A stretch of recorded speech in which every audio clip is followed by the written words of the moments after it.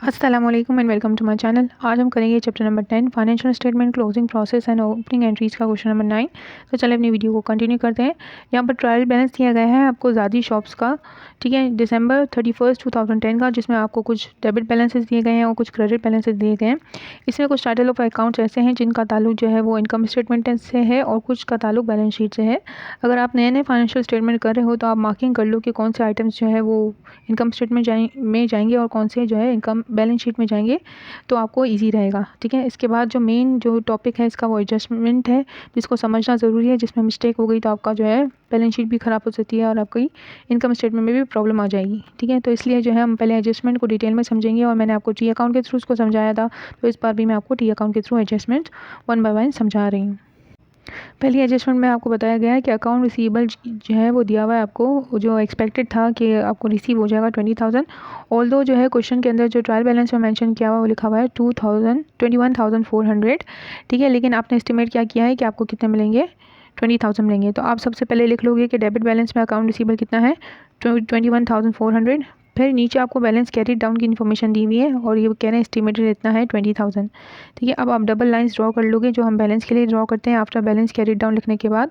Account receivable का balance carry down हमेशा आपको क्रेडिट साइड पे ही मिलेगा और ब्रॉट डाउन आपको डेबिट साइड पे मिलेगा, लेकिन जो वैल्यू बैलेंस कैरी डाउन में लिखी जाती है वही जो है बैलेंस ब्रॉट डाउन में भी लिखी जाएगी, यानी 20,000। ठीक है, अब यहाँ पर आप ऊपर से इसको टोटल कर लोगे 21,400। यहाँ पर भी आप इसको जो यहाँ पर है वही क्रेडिट साइड पे होगा 21,400। ठीक है, अब यहाँ पर कम हो रहा है ना, 1,400 की कमी आ रही है, तो हम ऊपर लिख देंगे 1,400 और इसको हम नाम देंगे बैड डेब्ट्स एक्सपेंस का। अकाउंट रिसीवेबल क्यों कम हुआ है, बैड डेब्ट्स एक्सपेंस की वजह से कम हुआ है 1,400, क्योंकि हमें एक्सपेक्टेड है कि ये नहीं मिलेंगे हमें। तो इसकी एंट्री आप क्या बनाओगे, एडजस्टिंग एंट्री इसकी बनेगी बैड डेब्ट्स एक्सपेंस और अलाउंसेस फॉर बैड डेब्ट्स। ठीक है, यहाँ पे देखिए बैड डेब्ट्स एक्सपेंस हमने निकाल लिया 1,400। अब हम इसको रिकॉर्ड कर लेंगे। ये बैड डेब्ट्स एक्सपेंस जो है वो हमारा इनकम स्टेटमेंट में जाएगा बाय रुपीज़ 1,400, और दूसरा जो हमारा है अलाउंसेस फॉर बैड डेब्ट्स जिसको हम क्रेडिट करेंगे, ये बैलेंस शीट के अंदर शो होगा, माइनस करते हुए दिखाएंगे हम इसको अकाउंट रिसीवेबल के साथ। ठीक है, जैसा कि फॉर्मेट में मैंने आपको बताया था, अकाउंट रिसीवेबल से बैड डेब्ट्स एक्सपेंस होता है बैलेंस शीट के अंदर, उसको मेंशन करके दिखाया जाता है। ठीक है, ये आपका पूरा हो गया। अब आपकी सेकंड क्या है, सेकंड एडजस्टमेंट में दिया हुआ है कि book value of the furniture was estimated ₹9,000 और ऊपर फर्नीचर आपको डेबिट बैलेंस में दिया हुआ है 12,000 में। ठीक है, तो अभी आप इसको किस तरीके से करोगे। अब फर्नीचर क्या है, आपका फिक्स एसेट है। ठीक है, तो आप ऊपर लिखोगे फर्नीचर, ठीक है, और एक तरफ आप डेबिट लिखोगे, दूसरी तरफ आप क्रेडिट लिखोगे। यहाँ पर ट्रायल बैलेंस में आपको डेबिट साइड पे दिया गया है फर्नीचर की अमाउंट लिखी हुई है 12,000, तो आप डेबिट साइड पे लिखोगे 12,000 और नीचे लिखा हुआ है book value of the furniture was estimated ₹9,000, यानी आपका अंदाज़ा ये है कि अब फर्नीचर की वैल्यू क्या हो गई होगी, 9,000 हो गई होगी। ठीक है, तो ये आपको फाइनल वैल्यू बता रहे हैं 9,000, यानी बैलेंस कैरिड डाउन बता रहे हैं। ठीक है, और बैलेंस ब्रॉट डाउन कितना होगा, ये आप बैलेंस कैरिड डाउन के नीचे फ़ौरन हम डबल लाइन्स वाला जो है टोटल कर लेते हैं, दोनों को बराबर करने वाली लाइंस बना लेते हैं। और उसके बाद मैंने आपको बताया था बैलेंस कैरिड डाउन के अपोजिट क्या होता है, बैलेंस ब्रॉट डाउन होता है। फर्नीचर एज फिक्स एसेट है तो उसको बैलेंस ब्रॉट डाउन हमेशा जो है वो डेबिट साइड पे आएगा। इस तरह जो है डेबिट साइड हैवी है तो इसलिए हमने इसका 12,000 लिख दिया, और जब हम 12,000 डेबिट साइड पे लिखेंगे तो क्रेडिट साइड पे भी लिखेंगे, और वहाँ ऊपर कितनी अमाउंट की कमी है, 3,000 की कमी है, तो हमने 3,000 लिख दिया। इस तरह क्रेडिट साइड में हमारी बैलेंस हो जाएगी। अगर आप 3,000 और 9,000 को ऐड करोगे तो वही 12,000 आपका बराबर हो जाएगा, यानी डेबिट और क्रेडिट आपके क्या हो गए, बराबर हो गए। अब ये डेप्रिसिएशन आपका एक्सपेंस कहलाएगा जो 3,000 क्रेडिट साइड पे आया है। तो इसकी एडजस्टिंग एंट्री क्या आप बनाओगे, आप एडजस्टिंग एंट्री बनाओगे। ठीक है, आप बनाओगे इसकी डेप्रिसिएशन एक्सपेंस और अलाउंसेस फॉर डेप्रिसिएशन बनाओगे आप। ठीक है, और ये डेप्रिसिएशन एक्सपेंस जो है वो आपका इनकम स्टेटमेंट में जाएगा, और अलाउंसेस फॉर डेप्रिसिएशन जो है वो आप फिक्स एसेट में जो कि बैलेंस शीट में का जो में फॉर्मेट है उधर लिखते हैं, उसमें फ़र्नीचर से आप डिडक्ट करके अलाउंसेस फॉर डेप्रिसिएशन शो करोगे कि फ़र्नीचर की अमाउंट जो है 3,000 से डिक्रीज़ हुई है। ठीक है, तो ऑटोमेटिकली आपके पास ये जो आपने एक्सपेंस बनाया है ना, ये एडजस्टिंग एंट्री में जाएगी आपकी, यानी एंट्री बन गई ना आपकी, इससे एंट्री बनती है। ठीक है, और ये जो बैलेंस ब्रॉट डाउन है तो ये फाइनल वैल्यू है किसकी, फर्नीचर की, तो ये बैलेंस शीट में जाएगी। अब यहाँ पर लिखा हुआ है थर्ड में एडजस्टिंग एंट्री में लिखा हुआ है rent was prepaid to the extent of 600, और ऊपर जो है आपको प्रीपेड रेंट दिया हुआ है 1800 का, ठीक है। तो आप क्या बनाओगे, पहले अकाउंट बनाओगे आपने प्रीपेड रेंट कार्ड जो है वो ठीक अकाउंट बनाया, इसकी जो है ये डेबिट साइड में होता है प्रीपेड रेंट हमेशा, ये एसेट अकाउंट है आपका, ठीक है। तो आपने इस तरफ लिख दिया। अब क्या है, आपको नीचे गिवन क्या दिया हुआ है कि जो है वो प्रीपेड रेंट आपका 600 रह गया है, वो तो बैलेंस कैरी डाउन है आपका, ठीक है। इसका मतलब अगर आप 1800 में से 600 को सब्ट्रैक्ट करोगे तो आपके पास 1200 आएगा, जो कि आपका रेंट एक्सपेंस कहलाएगा। यहाँ पे बैलेंस कैरिड डाउन ये आपको गिवन दिया हुआ है, ठीक है। एडजस्टमेंट में कितना दिया हुआ है आपको, ये इस तरह आप बैलेंस कैरिड डाउन के नीचे पहले डबल लाइंस कर दीजिएगा ताकि बैलेंस आ जाए, और बैलेंस कैरिड के अपोजिट साइड पे आप डायरेक्टली बैलेंस ब्रॉट डाउन लिख दीजिएगा। ये 1800 बैलेंस हो गया, क्योंकि प्रीपेड रेंट का डेबिट साइड हैवी होता है, ठीक है। बैलेंस कैरिड डाउन आपको गिवन दिया हुआ एडजस्टमेंट में, तो 600 आपने यहाँ पे लिखा। अब दोनों बैलेंस होगा आपके पास, डेबिट साइड भी बैलेंस हो गई और क्रेडिट साइड भी बैलेंस हो गई, दोनों बराबर हो गई। अब बैलेंस कैरिड डाउन जो होता है वो क्या है, 600 है आपके पास, तो बैलेंस ब्रॉट डाउन भी कितना होगा, 600 होगा। ये 1200 आपका क्या कहलाएगा, रेंट एक्सपेंस कहलाएगा, और इसी की आप क्या बनाओगे, एडजस्टिंग एंट्री बनाओगे, ठीक है। मैं नीचे आपको एडजस्टिंग एंट्री इसलिए बनाते कि दिखा रही हूँ ताकि आप साथ साथ आपको समझ आए। बेसिकली आपको समझ आना ज़रूरी है, क्योंकि आगे जाके वैल्यूज़ जो है वो मिसिंग होंगी, और आप इसी तरीके से थ्रू टी अकाउंट ही आप इसको फाइंड आउट कर सकते हो। इसीलिए लंबा थ्रू प्रोसीजर है, लेकिन आपको समझ आना भी बहुत इंपॉर्टेंट है, ठीक है। रेंट एक्सपेंस आ गया, रेंट एक्सपेंस लिखा हमने डेबिट साइड पर, और प्रीपेड हमारा कम हो जाएगा। तो रेंट एक्सपेंस हमारे पास क्या आया, 1200 आया, जो कि हमारा इनकम स्टेटमेंट में जाएगा। और प्रीपेड रेंट हम कम करेंगे बैलेंस शीट में, जब हम लिखेंगे तो 1200 रिड्यूस करके लिखेंगे, या फिर बैलेंस ब्रॉट डाउन की डायरेक्ट अमाउंट यानी 600 आप डायरेक्ट वहीं पर लिख दोगे। सैलरीज एक्सपेंस में क्या जा रहा है, अब मैं आपको ई वाला बता रही हूँ, डी वाला मैं बाद में बताती हूँ आपको इसके फ़ौरन बाद, ठीक है।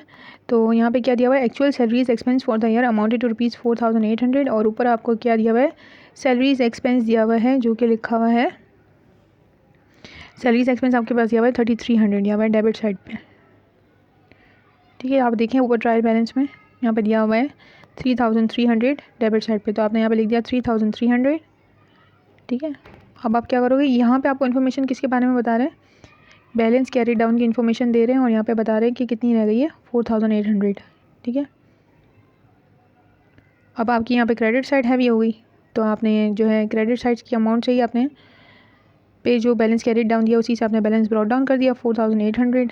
अब क्रेडिट साइड में और कोई चेंज नहीं आ सकता, तो इसलिए आप 4800 एज इट इज़ लिख दोगे, ठीक है। यहाँ पे इंक्रीज़ दिख रहा है आपको, ठीक है। तो यहाँ पे 3300 तो कम है ना, तो आप जो है ऐसा क्या करोगे कि यहाँ पे जो है 4800 हो जाए, तो अब यहाँ पे आप क्या लिखोगे, 4800 में से आप जो है वो 3300 को सब्ट्रैक्ट करोगे, तो आपके पास क्या आ जाएगा, 1500 आ जाएगा, जो कि आपका सैलरीज पेएबल है, यानी आपको और सैलरीज पे करनी है। ये सैलरीज पेएबल आपकी कहाँ जाएगी, income statement, sorry balance sheet में जाएगी, लायबिलिटीज़ में, ठीक है। और सैलरीज एक्सपेंस आपका कहाँ जाएगा, इनकम स्टेटमेंट में जाएगा, जो एक्सपेंस होता है ना फॉर्मेट में, उसमें एक्सपेंस में ही ऐड होगा आपका। तो टोटल सैलरीज एक्सपेंस जो आपकी इनकम स्टेटमेंट में आएंगी ना, वो ब्रॉट डाउन वाली आएंगी, यानी 4800 आएंगी, लेकिन आप एडजस्टिंग एंट्री जो बनाओगे ना वो 1500 की बनाओगे, और आप लिखोगे सैलरीज एक्सपेंस 1500, और सैलरीज पेबल आप लिखोगे 1500। अब मैं डी वाली बता रही हूँ, जो कि रह गई थी हमारी, commission earn during the year amounted to ₹2400। Commission earn किससे रिलेटेड होता है, अर्न कमीशन से रिलेटेड होता है ना, ऊपर अर्न कमीशन आपको दिया हुआ है, तो वही अकाउंट ऐसा है जिससे हम रिलेट करेंगे कमीशन इनकम को, ठीक है। तो जो अर्न कमीशन था, यानी जिस पर आपको अर्निंग नहीं हुई थी, अब वो अर्न हो चुका है, यानी आपकी लायबिलिटी जो है वो क्या हो गई है, वो कम हो गई है, ठीक है। अब आपको अर्निंग हो गई है, आपने अपनी सर्विसेज दे दी हैं, तो इसलिए वो आपकी एक्चुअल अर्निंग है, जो कि क्या दिखा रहे हैं लोग, कमीशन इनकम, यानी अर्न कमीशन आपका रिड्यूस हुआ ड्यू टू, क्योंकि आपको इनकम हो गई, एक्चुअल इनकम हो गई 2400 की। तो अभी आपकी जो है काम आपका 2400 से थोड़ा कम हो गया, लोड आपके पास कम हो गया। बैलेंस कैरी डाउन इसका जो है वो अर्न कमीशन का हमेशा डेबिट साइड पे आएगा, क्योंकि उसका बैलेंस ब्रॉट डाउन कहाँ होगा, क्रेडिट साइड पे होगा, और वही साइड उसकी हैवी होती है अर्न कमीशन की, ठीक है। ये काइंड ऑफ लायबिलिटी है एज यू नो, ठीक है। अब अपने बैलेंस कैरी डाउन होने में हमने क्या करा, सब्ट्रैक्ट करा, 3600 में से 1200 को सब्ट्रैक्ट किया, तो हमारे पास बैलेंस आ गया। इस तरह हम दोनों डेबिट और क्रेडिट बराबर हो गए। इसकी एडजस्टिंग एंट्री अगेन हम जो है कमीशन इनकम से ही बनाएंगे, ठीक है। और अर्न कमीशन को हम कम करेंगे, और कम करने के लिए हम उसको कहाँ लेके जाएंगे, डेबिट साइड पर लेकर जाएंगे, ठीक है। तो अर्न कमीशन कम करेंगे हम, क्योंकि वो डेबिट साइड पे ना, ऊपर देखें डेबिट साइड पे आपको ऊपर सबसे ऊपर जो है वो अर्न कमीशन लिखा हुआ है, ठीक है। तो ये क्या है, डेबिट साइड पे आ रहा है, यहीं से हमें दिख रहा है ना। तो अर्न कमीशन हमने लिखा डेबिट साइड पे, 2400 और कमीशन इनकम हमने लिखना है 2400। स्टार्ट में जो मैंने फाइनेंशियल स्टेटमेंट आपको समझाई थी ना, तो वो मैंने डायरेक्टली समझाने की कोशिश की थी, लेकिन इनिशियली मुझे भी इस तरह समझ नहीं आया था। मुझे टी अकाउंट के थ्रू समझ में आया था, फिर मेरी ग्रिप उस पर आ गई थी। तो मैं आपको भी यही सजेशन है कि आप पहले इसको करो, इसके बाद ही आप करिएगा। ये जो BD है वो आपका कहाँ जाएगा, बैलेंस शीट में जाएगा। अर्न कमीशन जो कि लाइबिलिटी साइड पर जाएगा आपका, ठीक है। और ये कमीशन इनकम जो है ना, वो आप कहाँ लिखोगे, इनकम स्टेटमेंट में लिखोगे। अर्निंग्स जो होती है ना, अदर इनकम में, इसमें ये जाएगा, ठीक है। अब आपको अच्छे से समझ आ रहा होगा। अगर आपने लेजर पोस्टिंग और ट्रायल बैलेंस का चैप्टर सही से समझा होगा ना, तभी ही एडजस्टिंग आप बहुत अच्छे तरीके से कर पाओगे। आपको ये पता होना चाहिए ब्रॉड डाउन किस तरफ जाएगा, नेचर ऑफ अकाउंट क्या है, तो इस तरीके से आप कर पाओगे। मर्चेंडाइज इन्वेंट्री एंडिंग की जो ना फिक्स एंट्री होती है, मर्चेंडाइज इन्वेंट्री डेबिट में लिखोगे और इनकम समरी आप क्रेडिट में करोगे, ठीक है। और ये दोनों चीज़ें जो है कहाँ पे, बैलेंस शीट में भी जारी होती है और एक जो है कहाँ जारी होती है, इनकम स्टेटमेंट में भी जा रहा होता है, ठीक है। होप आपको अच्छे से समझ आया होगा। आगे आप जो है अगर चाहते हैं कि इसकी और फर्दर वीडियो मैं आपको बना दूँ इस क्वेश्चन की, इनकम स्टेटमेंट की और बैलेंस शीट की, तो आप कमेंट बॉक्स में कमेंट कर दीजिएगा, मैं बता दूँगी। लेकिन ये जो बेसिक था, जो अगर आपको समझ आ गया तो आप इजीली बना सकोगे। एक और सजेशन आपको देनी है कि प्लीज़ आप लेजर पोस्टिंग अकाउंट का चैप्टर ज़रूर करें, और उसमें ब्रॉड डाउन और कैट डाउन जितनी डिटेल्स मैंने पॉसिबल थी, मैंने वो सारी उसमें दी हुई हैं, जो कि आपको ज़रूर हेल्प आउट करेंगी। ओके, अल्लाह हाफ़िज़।